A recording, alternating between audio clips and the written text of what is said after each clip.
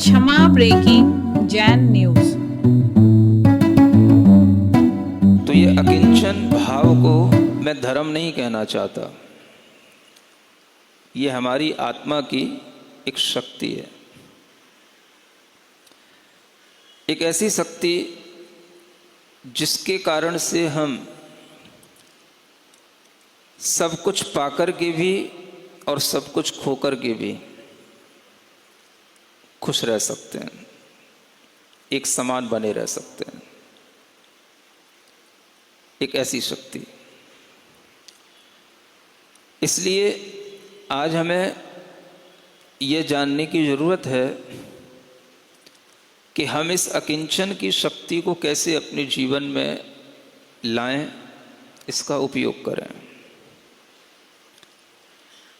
अगर हमारे अंदर इस अकिंचन की शक्ति प्रवेश करती है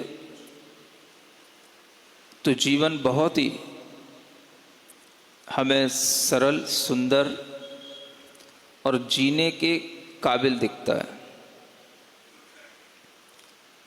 जैसे ही ये अकिंचन भाव छूटता है, जीवन कठिन दिखता है, असहज दिखता है और कभी कभी तो वो जीने के लायक भी नहीं दिखता है। इस अकिंचन भाव में यही सबसे पहले सीखना होता है, मेरा कुछ भी नहीं है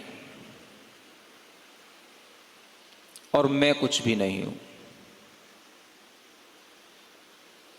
अकिंचन माने कुछ भी मेरा नहीं है और मैं कुछ भी नहीं हूं। अगर हम ये दो विचार अपने अंदर बनाए रखते हैं तो हमारी ये अकिंचन की शक्ति हमें हमेशा खुश रख सकती है। जब भी कभी दिमाग पर बोझ पड़ता है तो इन दो विचारों से ही पड़ता है। कभी कभी बोझ पड़ता है मैं के ऊपर, जब हम ज़्यादा बोझ डाल देते हैं कि मैं कौन हूं। एक बच्चा जब यूपीएससी की तैयारी करता है तो तैयारी तो वो यूपीएससी की कर रहा होता है, अभी उसने कोई पेपर दिया भी नहीं होता है, लेकिन उससे पहले ही उसके दिमाग पर बोझ पड़ता है और वह बोझ उसकी विचारधारा का, उसके आसपास के लोगों का दिया हुआ वह प्रेशर होता है, जिसके कारण से उसके अंदर ये समाता है कि मैं कलेक्टर बन रहा हूं,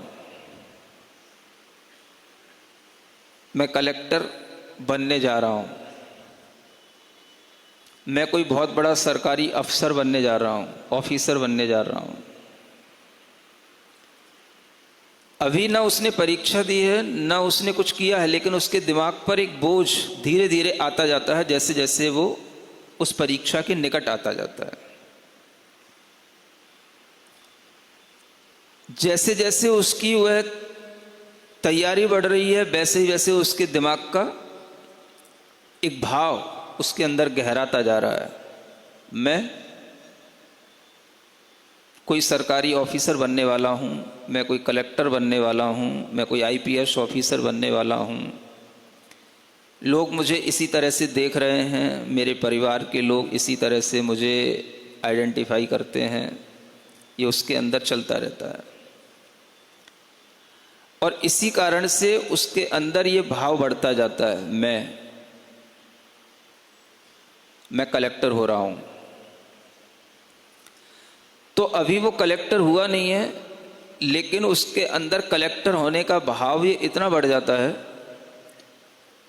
कि जिस समय पर परीक्षा देने की स्थिति बनती है, परीक्षा देने का टाइम आता है, उस टाइम पर उसके दिमाग पर इतना पीयर प्रेशर होता है कि उसे जो चीज़ें याद होती हैं वो भी याद नहीं रह जाती हैं।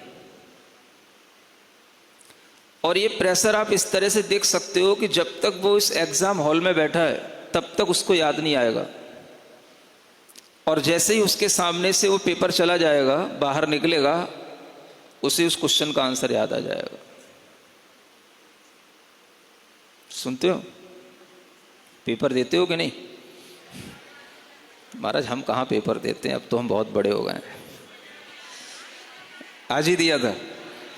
अच्छा, आज पेपर हो गया आप लोगों का? सबने दे लिया? बड़ों ने, बूढ़ों ने, जवानों ने, सबने दे लिया? चलो अच्छी बात है। मैं ऐसा मानता हूं, जिस व्यक्ति के अंदर परीक्षा देने का उत्साह बना रहता है, वो व्यक्ति जीवन में आने वाली असफलताओं की परीक्षा में भी पास हो जाता है।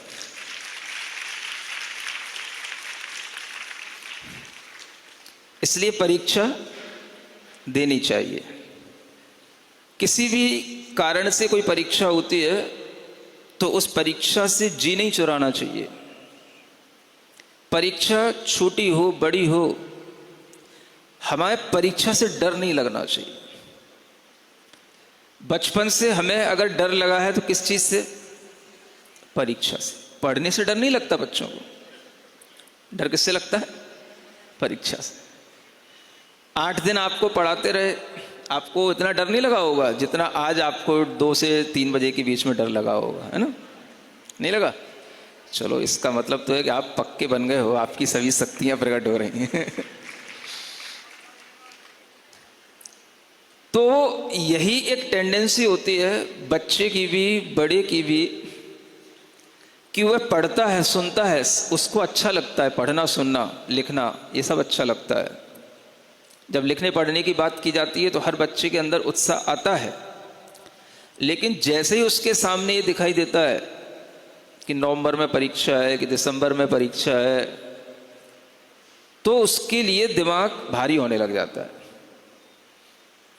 परीक्षा से डर लगता है तो इसी कारण से लगता है कि उसके अंदर एक बात चलती है, मैं जिस क्लास में हूं उस क्लास में ही अगर रह गया तो लोग क्या कहेंगे। और वो लोग कौन होते हैं? कोई देश विदेश के लोग नहीं होते हैं। कोई तुम्हें सोशल मीडिया पे कोई बहुत बड़ा तुम्हें जानकार, जानने वाला और कोई तुम्हारा कोई फेम नहीं है। वो लोग कौन होते हैं? वो गिनती के 6 लोग होते हैं। मम्मी पापा, भाई बहन, और बहुत बहुत ताई ताऊ या चाचा चाची। समझ आ रहा? बस ये 6 से 8 लोग होते हैं। इनका प्रेशर इतना होता है कि बच्चे को पढ़ने में डर लगने लग जाता है,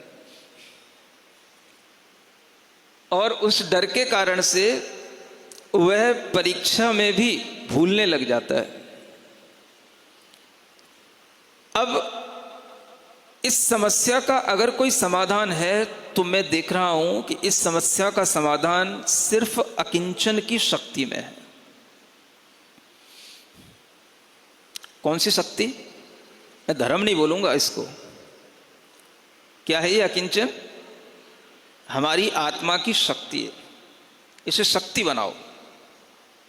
धर्म कहने से तो तुम इसे किताबों की चीजें बना दोगे, बाहर की चीज बना दोगे। यह हमारी आत्मा की शक्ति है। बहुत कर लिया हमने धर्म, कुछ आत्मा की शक्ति भी तो समझ में आए, प्रकट तो हो कुछ। तो जब किसी भी बच्चे को या किसी भी बड़े को, चाहे वो 10th की परीक्षा दे रहा हो, चाहे यूपीएससी की परीक्षा दे रहा हो, चाहे आईआईटी की परीक्षा दे रहा हो, उसको अगर परीक्षा से डर लगता है तो सिर्फ इस कारण से लगता है कि मैं 10th का स्टूडेंट हूं, मैं यूपीएससी की परीक्षा दे रहा हूं, मैं आईआईटी इंजीनियरिंग की परीक्षा दे रहा हूं, तो मैं इंजीनियर हूं, मैं कलेक्टर हूं, मैं 10th का स्टूडेंट हूं। उसके अंदर ये पहले से ही भर जाता है, जबकि परीक्षा के बाद होने के बाद ये क्लियर होगा कि वह उसका स्टूडेंट है कि नहीं है। और यही डर इतना बढ़ जाता है कि उसके दिमाग के सारे मेमोरी के जो फंक्शन होते हैं उन सबको उड़ा देता है वो डर। दिमाग में जो कुछ भी फीड कर रखा होता है वो समय पर काम नहीं आता। एक अकिंचन भाव की शक्ति प्रकट हो तो इस शक्ति का मैं आपको फायदा बताना चाहता हूं। ये अकिंचन की शक्ति हमारे जीवन में प्रैक्टिकली काम आए तो मतलब की है। जो शक्तियां हमारी आत्मा की हैं वो आत्मा की शक्तियां अगर हमारे काम में आती हैं, हम उन्हें काम में लेते हैं तो उनसे जीवन सुधरता है, उन्नत होता है। काम में नहीं लेते हैं तो शक्तियां सोई पड़ी रहती हैं। जैसे आपका मोबाइल अभी ऑफ पड़ा हुआ है, कोई काम में नहीं आ रहा है। जब आप उसको ऑन करोगे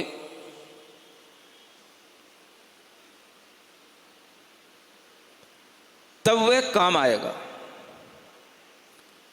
शक्तियों को काम में लेना पड़ता है और इस तरह की शक्तियां जब हम काम में लेते हैं तभी हमारा कुछ भला होता है। तो इस अकिंचन की शक्ति को अगर बच्चा ऐसे काम में ले, मैं सिर्फ पढ़ रहा हूं, अभी मैं कुछ हुआ नहीं हूं, मैं कुछ भी नहीं हूं, उसे क्या सोचना चाहिए?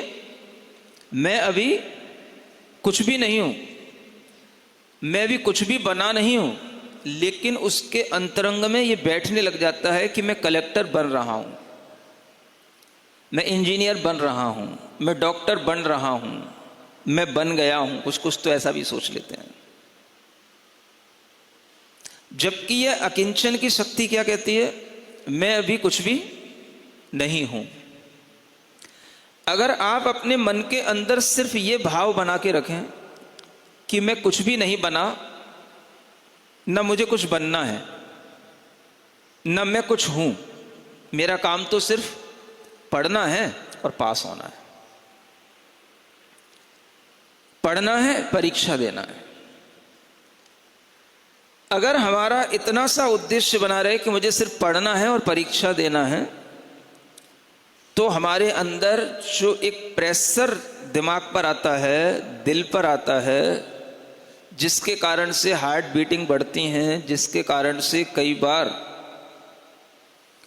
हार्ट की जो गति है वो भी जो है डिस्टर्ब हो जाती है और अंदर से ऐसे लगने लग जाता है जैसे कुछ क्या हो रहा हो,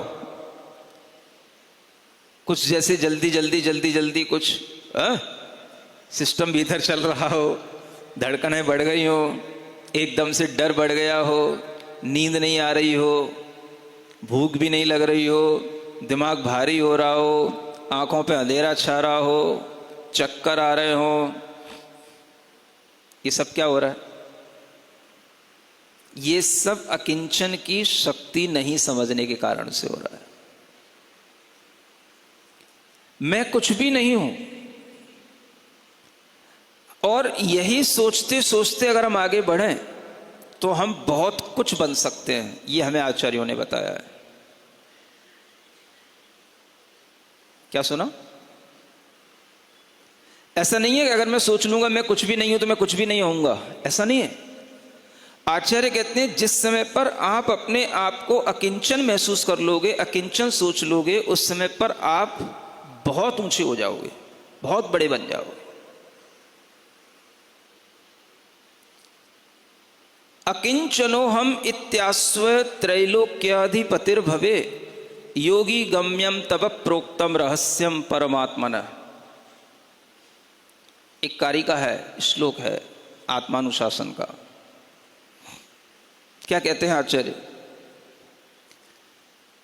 ये भाव रख करके बैठो कि मैं अकिंचन हूं। अकिंचनो हम इति आस्व, माने तुम बैठ जाओ बस यही सोच करके कि मैं अकिंचन हूं। इससे क्या होगा? तुम 3 लोक के अधिपति हो जाओगे, 3 लोक के स्वामी बन जाओगे, 3 लोक में सबसे ऊंचे हो जाओगे। किस भाव से? बोलो। हाँ, अकिंचनो हम। जैसे जैसे जैसे तुम अकिंचन बनते चले जाओगे तुम ऊपर उठते चले जाओगे। अकिंचन का भाव ऊपर उठाता है, क्योंकि ये हमारे अंदर एक शक्ति ऐसी पैदा करता है जिससे आत्मा में हल्कापन आता है। अगर सब कुछ होने के बाद में अकिंचन भाव नहीं आता तो आत्मा दब जाती है, भार से परेशान हो जाती है, और भारी होने के कारण से फिर वह इस जन्म में भी दुख उठाती है और अगले जन्म में भी भारी चीज होने के बाद कहाँ जाती है? तो भारी चीज की गति नीचे की ओर होती है, हल्की चीज की गति ऊपर की ओर होती है। ये जो सूत्र है ये यूं ही नहीं है। धर्म कहने से ऐसा लगता है बस धर्म साधुओं के लिए है या कुछ विशेष श्रावकों के लिए है, लेकिन धर्म नहीं है, वह एक शक्ति है, और शक्ति सबके लिए होती है, सबके पास होती है। यह अकिंचन शक्ति को अगर हम महसूस करेंगे तो हम भी ऊपर उठेंगे। जब कोई पूर्ण रूप से अकिंचन बन जाता है तो वह 3 लोक का स्वामी बन सकता है। तो क्या हम अपने जीवन में जो कर रहे हैं उससे अगर ऊपर उठेंगे तो क्या हम अपने जीवन में और अपनी प्रोग्रेस नहीं देखेंगे? हम जो कर रहे हैं उसका हम अगर अपने ऊपर कर्ता बुद्धि नहीं लादते तो हम अकिंचन बन जाते हैं।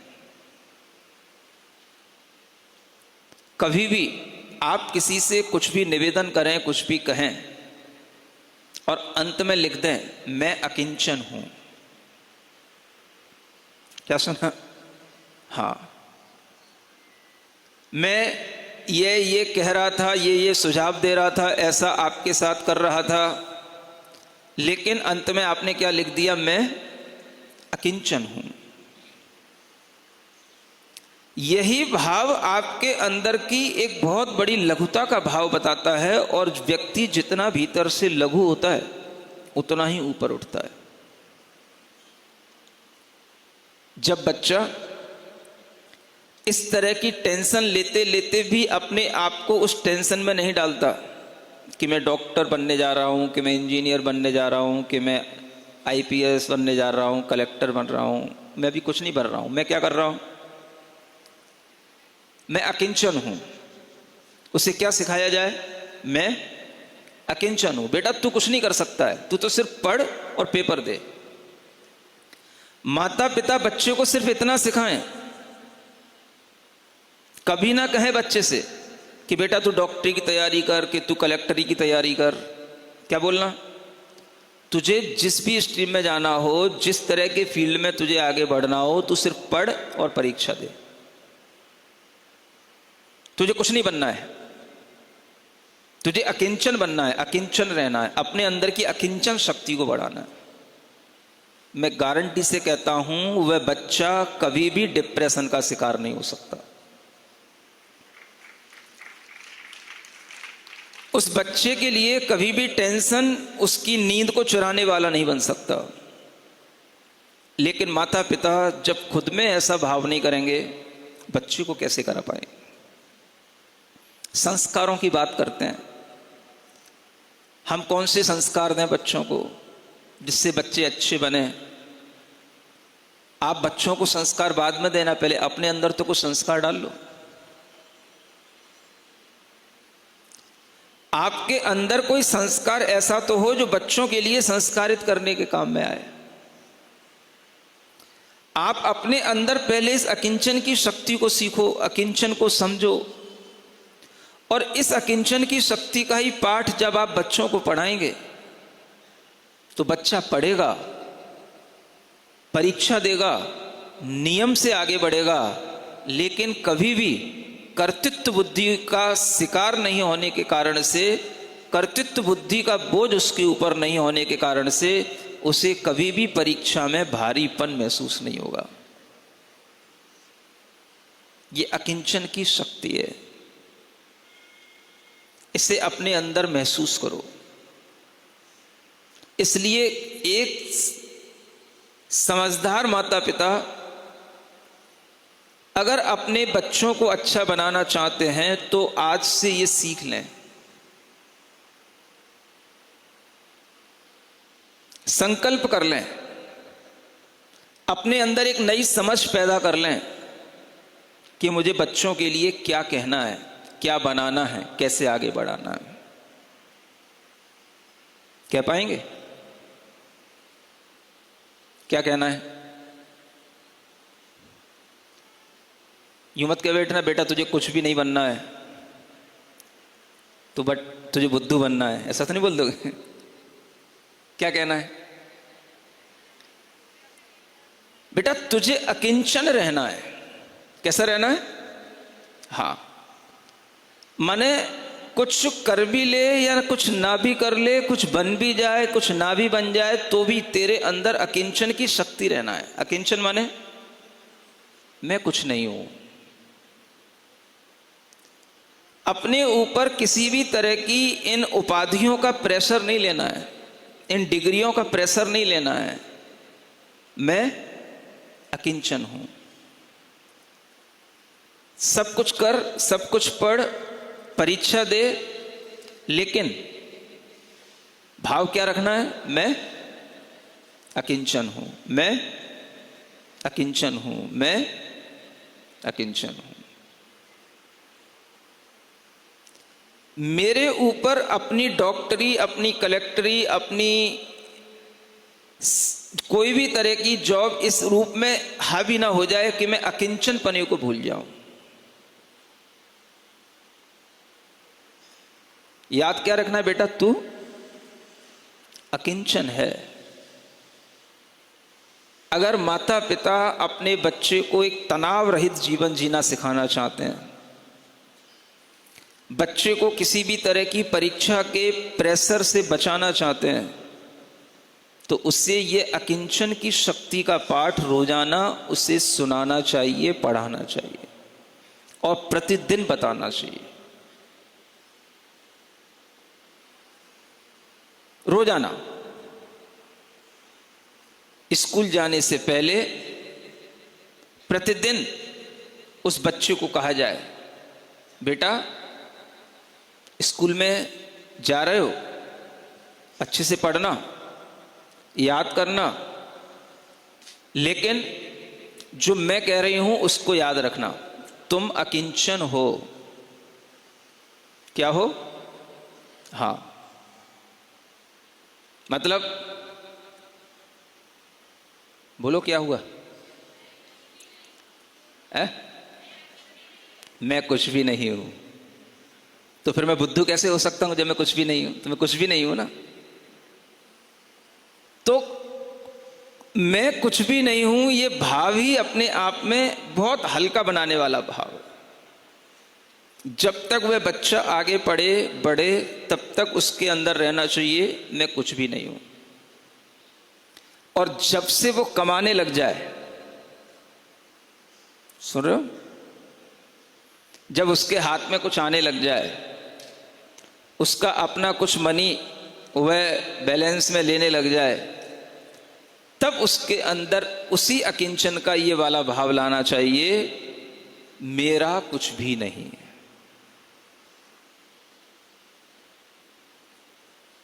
क्या सुना? हाँ, ये कब? मतलब तुम्हें जिंदगी भर बच्चे को पढ़ाना पड़ेगा जब तक वो जॉब करने लायक ना बन जाए और जॉब ना कर ले तब तक, और उसके बाद भी तुम्हें पढ़ाना पड़ेगा। इतनी बड़ी मैं आपको जिम्मेदारी दे रहा हूं बच्चों को पालने के लिए। सुन रहे हो? यूं मत कहना कि महाराज फिर मैं ये बच्चों को ही सिखाता रहूंगा, सिखाती रहूंगी, तो फिर मैं यहां कैसे आऊंगी, फिर अपना काम कैसे करूंगी। ये आपकी रिस्पॉन्सिबिलिटी होनी चाहिए कि हम बच्चों को जितनी सहूलियत देते हैं उससे ज़्यादा हम उसे नैतिक शिक्षा भी दें और उसको भी एक जिम्मेदार इंसान बनाएं। ये आपके अंदर की बहुत बड़ी क्वालिटी होनी चाहिए अगर आप एक अच्छा पेरेंट बनना चाहते हो। तो जब तक वह बच्चा कमाता नहीं है तब तक उसके मन में क्या रहना? मैं अकिंचन हूं। किस तरह से अकिंचन हूं? मैं कुछ भी नहीं हूं। और जब वो कमाने लग जाए तब भी उसको यही कहना, बेटा अभी भी तो अकिंचन है, लेकिन अब ये अकिंचन का भाव किस तरह से सोचना? मेरा कुछ भी नहीं है। जब हम प्रतिदिन अपने अंदर इस तरह के सद्विचार रखेंगे तब हमारी यह आत्मा की शक्ति कुछ हमारे काम में आएगी। एक दिन कोई चीज सुन लेने से, एक दिन पढ़ लेने से, एक दिन प्रवचन को याद कर लेने से भी कुछ नहीं होगा। प्रतिदिन इस अकिंचन भाव को ध्यान में रखना है। और ये अकिंचन भाव जब इस तरह से भीतर संस्कारित हो जाए, मैं कुछ नहीं, मेरा कुछ नहीं, तो यही अकिंचन भाव आपको इतना ऊंचा उठा सकता है कि 3 लोक का नाथ भी बनाने के लिए समर्थ है। अकिंचन भाव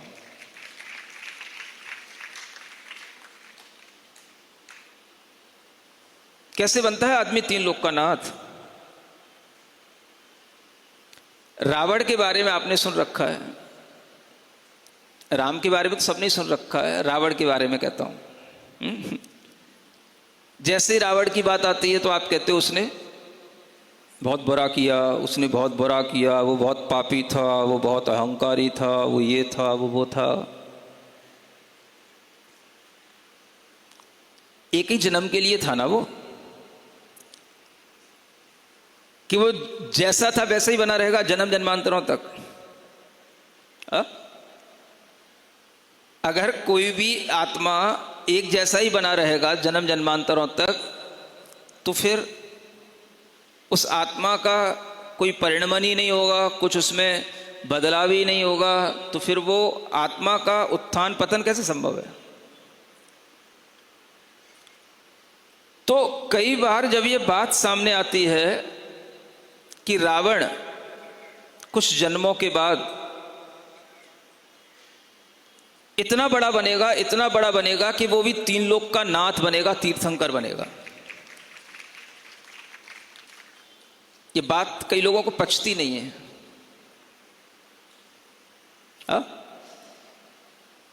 क्यों नहीं पचती भाई? एक जन्म में कोई पाप हुआ है तो क्या जन्म जन्म तक वही होता रहेगा क्या? वो छूटता भी तो है। और ऐसा कौन सा बंदा है जिसने कभी पाप ना किया हो? कुछ गाते थे ना, जिसने पाप ना किया हो, जो पापी ना हो। कभी सुना था मैंने कुछ। ऐसा कौन है जिसने पाप ना किया हो, जो पापी ना हो? हम अपने आप को इतना अच्छा समझ रहे हैं कि हमारे भी पास्ट टाइम में इसी तरह के कोई हमेशा अच्छे ही जीवन चलते रहे, कि हमने कभी पाप नहीं किए क्या? कि इस जन्म में नहीं किए, कि पिछले जन्मों में नहीं किए। तो पाप भी छूटता है, पाप से भी आदमी ऊपर उठता है। पाप भी जब छूटेगा तभी तो आत्मा हल्का होगा। तो पाप तो सब कोई करता है, लेकिन उस पाप को अगर वह किसी भी जन्म में छोड़ पाता है, अपने संस्कारों को बदल पाता है, तो वो यही संस्कार होते हैं जिनके माध्यम से वह अपनी शक्तियां ध्यान से जागृत करता है, ज्ञान से जागृत करता है, विवेक से जागृत करता है। और ये शक्तियां एक भी जन्म में अगर जागृत हो जाती हैं तो पिछले जन्म के सब पाप तो छूटे ही जाते हैं, अगले अगले जन्मों के लिए वो पाप से हमेशा के लिए मुक्त भी हो जाता है। ये वो शक्तियां हैं। तो रावण ने एक बार पाप किया तो इसका मतलब ये नहीं है कि वो हमेशा पापी ही रहेगा। जिस जन्म में वह ये अकिंचन भाव की शक्ति अपने अंदर ले आएगा, मैं कुछ भी नहीं हूं, मेरा कुछ भी नहीं है, तो उसी जन्म में उसके अंदर ऐसे तीर्थंकर नाम कर्म की पुण्य का बंध होगा कि वही उसे अगले जन्म में फिर तीर्थंकर बनाएगा और वह 3 लोक का स्वामी बन जाएगा।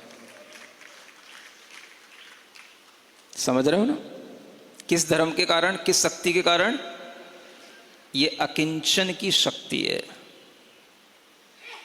अकिंचन बनो। कुछ भी पालो, पाने के बाद भी भाव यही रहना, मैं तो अकिंचन हूं, मैं कुछ नहीं, मेरा कुछ नहीं। आप सोच लेना, जिस दिन आपको तनाव हो किसी भी चीज के कारण से, आपका सिर भारी हो, आपको भीतर से दुख हो रहा हो, आप सिर्फ इसी फॉर्मूले का यूज कर लेना, मैं अकिंचन हूं। कोरोना के टाइम में, उसके बाद में भी वो कोरोना वैक्सीन के इतने दुष्प्रभाव हैं कि आज तक भी लोगों की साइलेंट डेथ हो रही है, साइलेंट हार्ट अटैक हो रहे हैं। समझ आ रहा? आदमी खड़ा सा खड़ा देखता रह जाता है, ये क्या हुआ? 20 साल का लड़का, 35 साल का लड़का धड़ाम से गिर पड़ता है। डॉक्टर तक पहुंचते पहुंचते तो कुछ होता ही नहीं, डॉक्टर कह देता है इसकी डेथ हो चुकी है, अब कुछ भी नहीं बचा इसे। अब वहां खड़े खड़े क्या करोगे? रो तो लोगे, लेकिन कब तक रोते रहोगे? सहारा क्या है? कौन तुम्हें भीतर से ढाढ़स बंधाएगा? कौन तुम्हें भीतर से उस निराशा से ऊपर उठाएगा? एक ही शक्ति है जो हमें अपने अंतरंग से साहस देती है, जिसका नाम है अकिंचन भाव। मैं कुछ नहीं, मेरा कुछ नहीं। जैसे ही ये दिमाग में आता है, अपने आप आपके परिणामों की मंदता होगी, आपकी कसाएं, आपका दुख, सब कुछ कम हो जाएगा।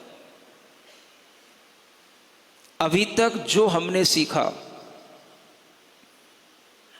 क्षमा सीखी, मृदुता सीखी, ऋजुता सीखी, सुचिता सीखी, सत्य देखा, संयम किया, तप किया, त्याग किया, एट लास्ट उसका फल क्या? तप करने के बाद, त्याग करने के उपरांत जो बचा वो क्या? वो क्या बचा? वो वही बचा जो सिर्फ मैं था, मेरा था, और बाकी का जितना था वो सब छूट गया, उस तप की अग्नि से सब जल गया, त्याग के माध्यम से वह उसमें से निष्कासित हो गया, और जो रह गया बस वही अकिंचन है। बाकी तो सब हमने अपना कर रखा था, मान रखा था,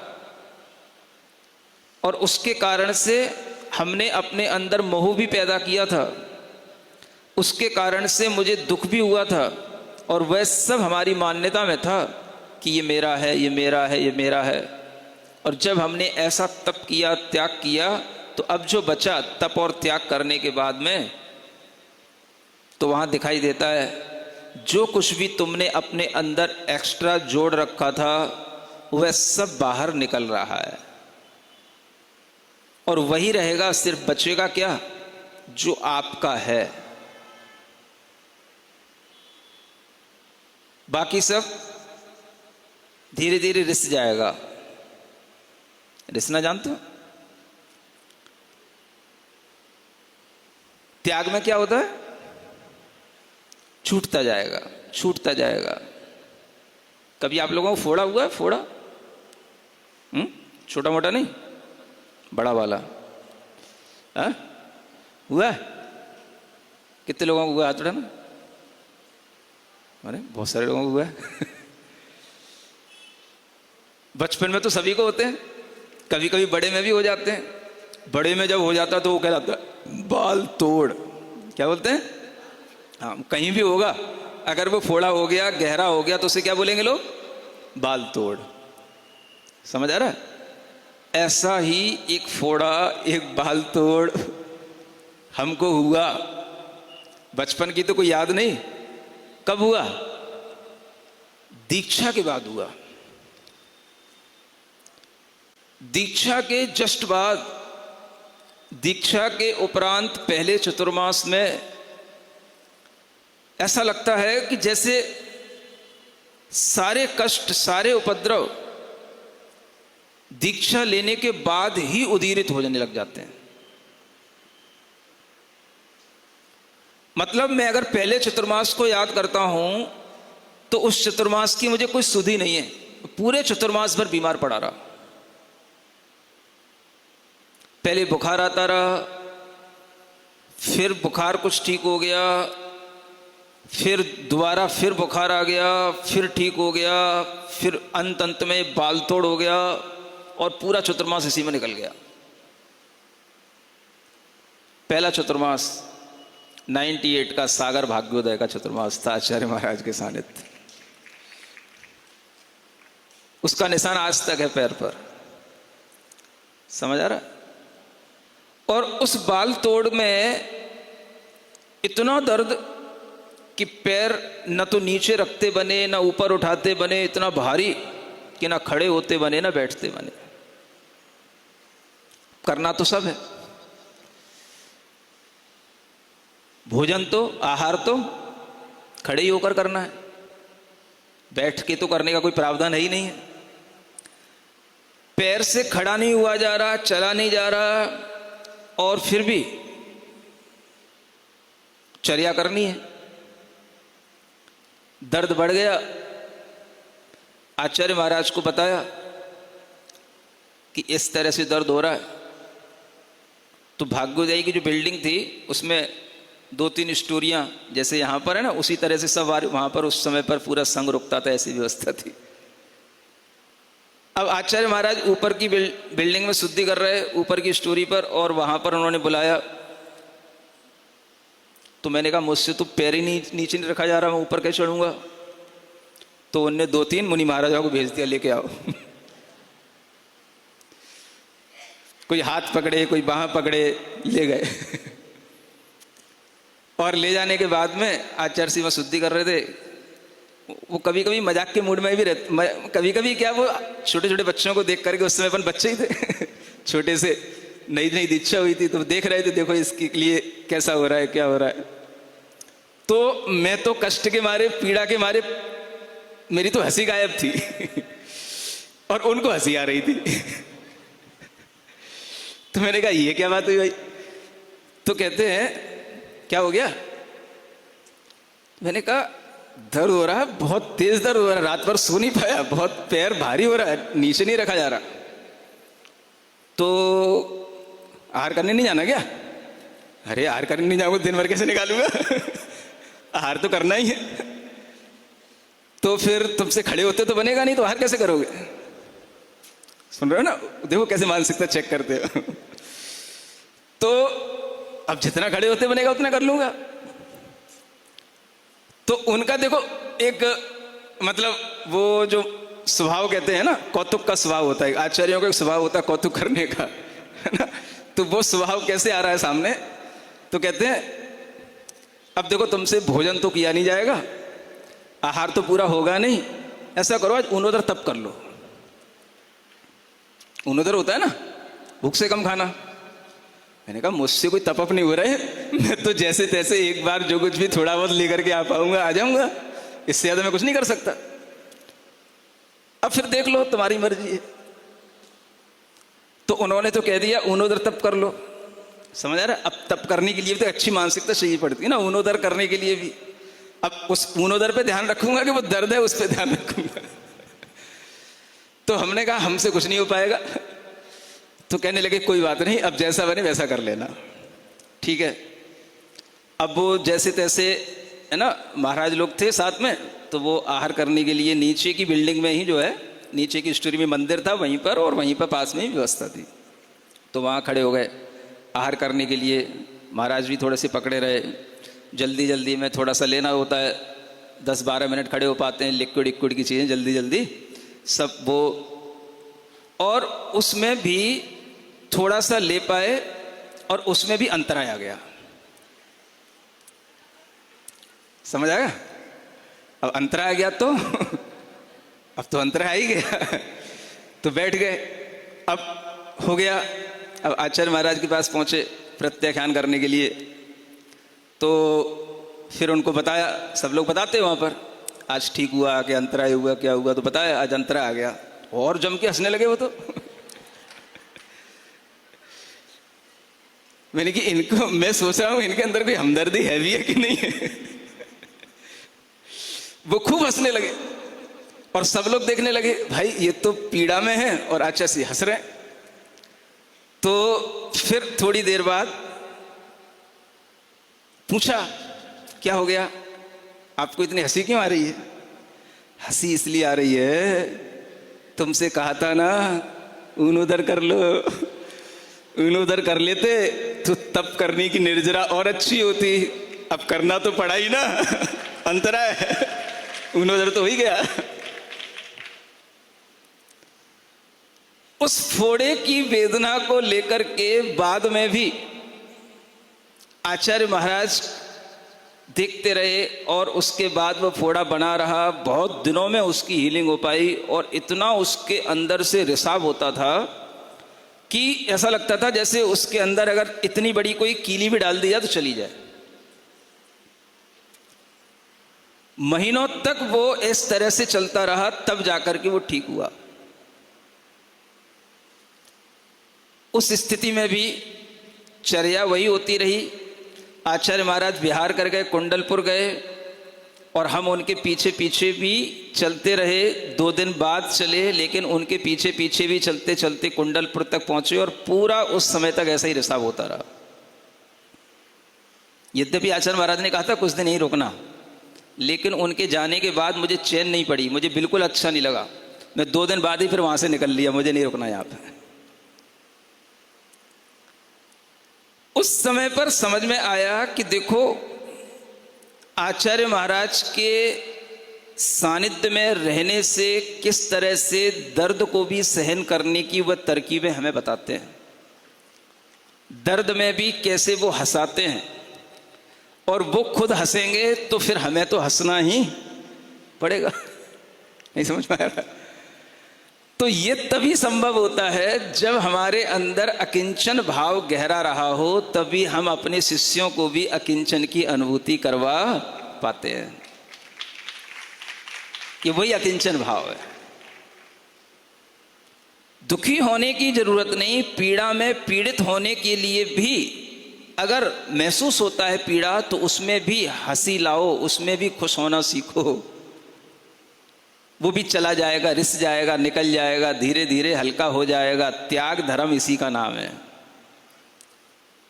क्या सुन रहे हो? फोड़ा पक गया तो तप गया, बिना तप हुए वो पूरा पकेगा नहीं, और पूरा पका नहीं तब तक वो फूटेगा नहीं। वो पहले इसलिए भी रोज खा गया था कि एक और वहां पर ब्रह्मचारी जी थे, उनने रात में आकर के उसे जबरदस्ती उसे दबा दिया, और वो इसलिए दबा दिया कि जल्दी ठीक हो जाएगा। पक गया महाराज, पक गया। मैंने कहा भी रहने दो, आचार्य से पूछ लेंगे सुबह तब करना। उनने नहीं माना, उनने रात में दबा दिया, और ऐसा दबाया रात भर बुखार आया। जब तक तपेगा नहीं तब तक पकेगा नहीं, जब तक पकेगा नहीं तब तक डाल से टपकेगा नहीं। समझ में आ रहा है?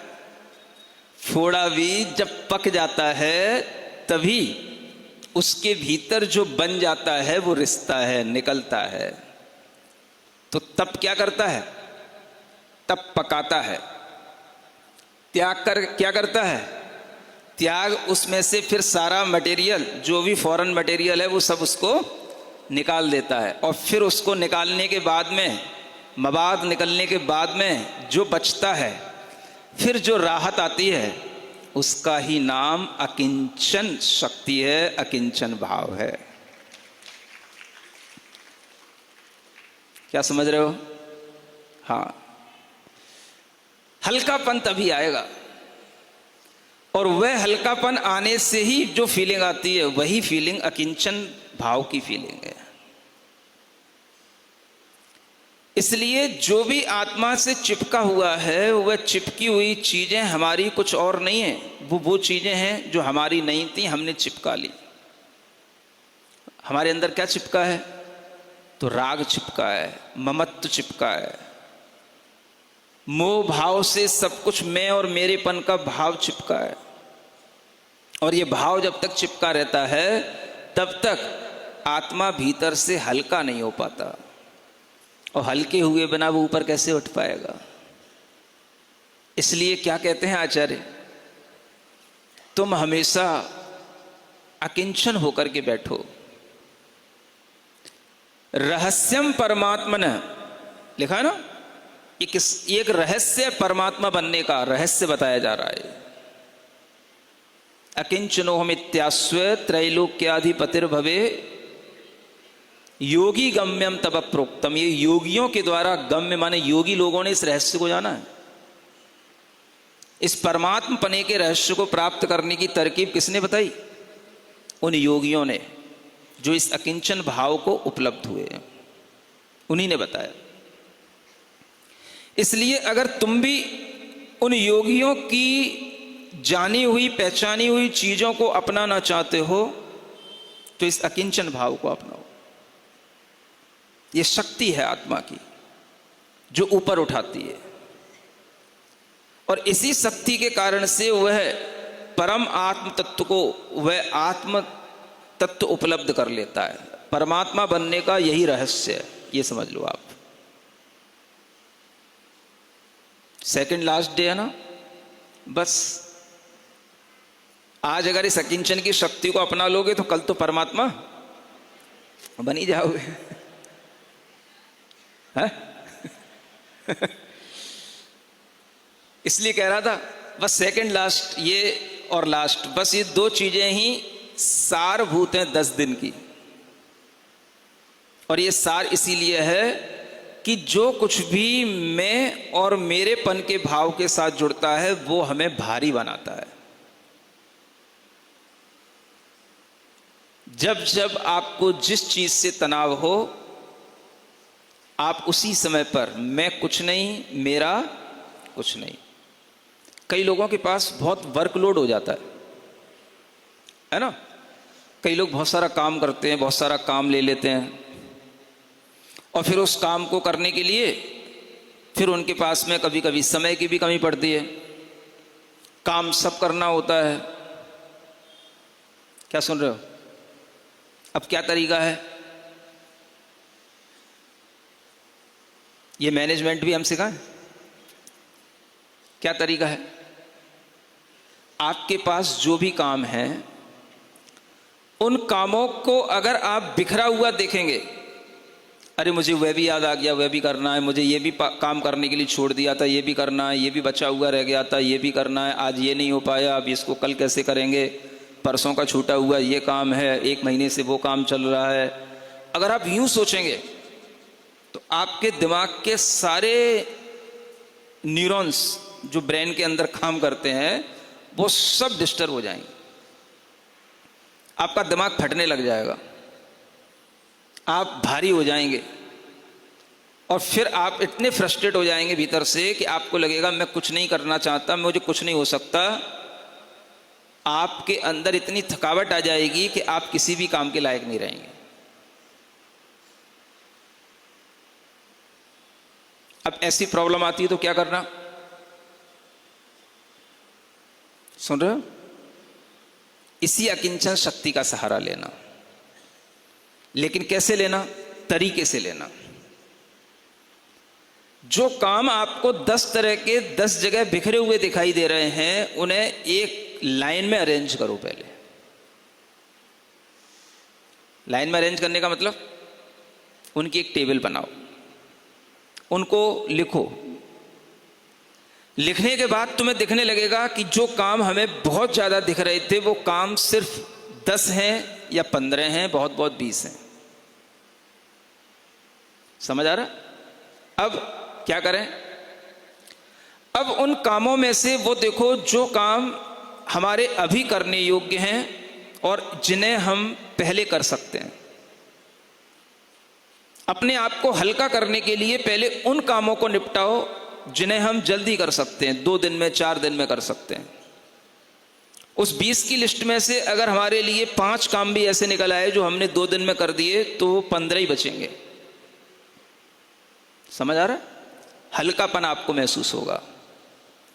फिर उस 15 काम में से भी अब आप देखो और कौन से काम हैं जो हम आगे के 10 दिनों में, 15 दिनों में पूरा कर सकते हैं। उनको अलग लिखो, उनको अलग उनकी लिस्ट बनाओ, और जो कुछ भारी काम है उनको अलग उनकी लिस्ट बनाओ। ये काम थोड़ा समय साध्य है, इसको बाद में करेंगे, ये काम अभी 10 दिन के अंदर 15 दिन के अंदर हो सकता है, इसको पहले करने की कोशिश करते हैं। और इस तरह से आप देखोगे तो सारा काम जो बिखरा हुआ पड़ा था वो सब अरेंज हो जाएगा। और सारा काम जब बिल्कुल अरेंज होकर के चलेगा तो आपके अंदर हल्कापन अपने आप आ जाएगा। सब कुछ आपको दिख रहा है, ये इस टाइमलाइन में हो जाएगा। अब अगर उसमें भी वो नहीं हो पाता, वो भी आपके लिए भारी लग रहा है, तो फिर ये अकिंचन की शक्ति अपनाते रहो। मैं कुछ नहीं, मेरा कुछ नहीं। ठीक है, 10 मिनट के लिए बस आंख बंद करके सिर्फ यही अकिंचन की शक्ति की अनुभूति करो। जब ज्यादा अपने ऊपर लोड दिख रहा हो, प्रेशर ज्यादा आ रहा हो, तब क्या करना, आंख बंद करके सिर्फ 10 मिनट, 5 मिनट से भी काम चल जाएगा। क्या करना, मैं कुछ नहीं, मेरा कुछ नहीं। अगर आप 5 मिनट इस भाव में बैठे तो आपके अंदर एक हल्कापन आएगा, और हल्केपन के साथ में जब बाहर देखोगे तो आपको सब कुछ हल्का दिखाई देगा। आपके वे सभी काम जो आपको भारी दिख रहे थे वो सब आपको हल्के दिखेंगे, और आपका मन कहेगा नहीं, मैं इन सब को एक एक करके पूरा कर लूंगा। ये आपके अंतः मन, आपका अंतःकरण खुद कहने लग जाएगा। किससे? इस अकिंचन शक्ति का प्रयोग करने से। तो आपसे कह रहा हूं, इस अकिंचन की शक्ति को अपने वर्क प्लेस में काम में लाओ, अपने एग्जाम हॉल में काम में लाओ। बच्चों से कहो कि इसी अकिंचन शक्ति के साथ वो पढ़ें, परीक्षा दें, और आप लोग भी जीवन के हर क्षेत्र में इस अकिंचन शक्ति का उपयोग करो, तो आपके चेहरों पर कभी भी उदासी नहीं होगी, कभी भी नींद की गोलियां नहीं खानी पड़ेंगी। हमेशा काम भी करोगे, ऊर्जा से भी भरे रहोगे, और सारे काम भी पूरे होंगे, लेकिन फिर भी हल्कापन आपके अंदर महसूस होता रहेगा। यही चाहते हो ना? और क्या चाहते हो? सुबह से शाम तक कितने काम होते हैं? अभी तो कुछ काम नहीं महाराज। ऐसा हल्कापन तो बहुत कम मिलता है। ये 10 दिन जो मिले हैं यही तो गोल्डन डेज हैं अपनी जिंदगी के। है? कोई काम नहीं, न बनाने का, न परोसने का, न कपड़े धोने का, न बर्तन साफ करने का, न घर की साफ सफाई करने का, न कुछ मैनेज करने का। बस सब आओ, सब कुछ अरेंजमेंट अपने आप है। सीटिंग अरेंजमेंट भी है, ईटिंग अरेंजमेंट भी है? और लेटिंग अरेंजमेंट भी है। क्या समझ आ रहा है? अब इसमें आपके अंदर ये अरेंजमेंट है, इसलिए हल्कापन है। इस हल्केपन को अगर आप बनाए रखना चाहते हैं तो आपके लिए आगे भी इसी तरह से हल्कापन महसूस हो सकता है। बस आपको यही समझना है, हम सुबह से शाम तक कुछ भी करें, लेकिन हम अकिंचन भाव के साथ करें। समझ आ रहा है? हाँ। कभी कभी आप पूछते हो, महाराज आप थकते नहीं हो, आप इतने बिजी रहते हो, सुबह दोपहर शाम रात होने तक आप जो है इस तरह से कुछ ना कुछ करते ही रहते हो, घिरे हुए रहते हो, फिर भी थकते नहीं दिखते। कौन सा टॉनिक पीते हो? है? वही वाला हमदर्द का टॉनिक। सिंकारा। तो जब हमदर्द रहता है, माने हमदर्दी रहती है, तो वो भी अपने आप में सारे दर्द दूर कर देती है। जब लोगों के दर्द देखने में आते हैं कि भाई इनके ये दर्द हैं, इनके दर्द हैं, और ये लगे कि भाई अपन किसी के दर्द पर कोई मलहम लगा सकते हैं, तो अपने दर्द तो अपने आप दूर हो ही जाते हैं। और फिर भीतर से यही शक्ति काम करती है। अपन क्या है? अकिंचन है ना? मैं कुछ नहीं, मेरा कुछ नहीं, बस बाकी सब हमें जो दिख रहा है ये सब संयोग हैं, और ये संयोग सब अपने आप बनते हैं, अपने आप मिट जाते हैं, है ना? कल के बाद, परसों से आप सब अपनी अपनी जगहों पर चले जाएंगे, फिर हम अकेले रह जाएंगे, हैं? तो आपको हमारी याद आएगी कि हमें तुम्हारी याद आएगी? क्या बोल रहे हो? आपको आ जाएगी हमारी? अरे नहीं भाई, आपके बीच में मैं रहा हूं तो मुझे याद आनी चाहिए। अब आप सब चले गए, मैं अकेला रह गया है, तो मुझे उदासी छानी चाहिए। क्या होगा? ऐसा नहीं होगा ना? तो ठीक है, फिर अगर इस तरह से होगा तो इसका मतलब है आप भी अकिंचन धर्म के साथ हैं और हम भी अकिंचन धर्म के साथ हैं। हमारा यही अकिंचन भाव रहेगा तो हम अपने आप को ऊपर उठाते रहेंगे, है ना? और आपके अंदर की ये अकिंचन शक्ति जो यहां से लेकर के गए, आपको याद दिलाती रहनी चाहिए कि देखो, हमें जो अनुभूतियां उस समय पर होती थीं अब यहां पर नहीं हो पा रही हैं, लेकिन हमें वैसी अनुभूतियां करना है। तो क्या करना है? तो हमें फिर से ये सानिध्य प्राप्त करना है। तो कभी भी मिले, कैसे भी मिले, अगर कोई भी हमारे सामने आगे कोई भी नया प्रोग्राम आएगा तो मैं जरूर इस तरह से फिर से शामिल होने के लिए आऊँगा। ये हमारे लिए ही अकिंचन भाव की शक्ति बढ़ती रहेगी। समझ आ रहा? इसलिए कह रहा था, और आपको ये ध्यान भी रखना चाहिए, अकिंचन भाव आने पर ही हमारे अंदर ये भाव आता है, मैं हूँ वो नहीं जो तुम्हें दिख रहा हूँ।